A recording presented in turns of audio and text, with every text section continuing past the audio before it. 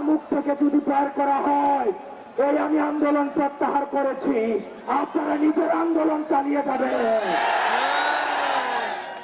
আমি স্পষ্ট করে বলতে চাই, যতই ষড়যন্ত্র আসুক, যতই প্রেসার আসুক, যতই বিভক্তি আসুক, আমাদের এই জুলাইয়ের ঐক্যবদ্ধ শক্তিকে আলাদা করতে পারবে না।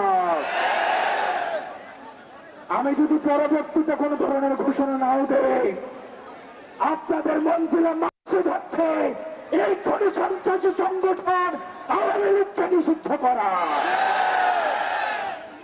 আওয়ামী লীগকে নিষিদ্ধ না করা পর্যন্ত সংগ্রামী ভাইয়েরা, সংগ্রামী বোনেরা, আপনারা এই রাজপথ ছাড়বেন না। 2013 সালে যে শাহবাগ হয়েছে, এই শাহবাগে ফ্যাসিবাদের পদধ্বনি শোনা গিয়েছে। আমরা এই শাহবাগ থেকে ফ্যাসিবাদের পতন ধনের আমরা কঠিনে শেষ পের একটা মারব। আপনাদেরকে বলতে চাই, আপনারা বিচ্ছিন্ন কোন গ্রুপে গ্রুপে আলাদা হয়ে আপনারা আলাদা করে মিছিল করার প্রয়োজন নাই।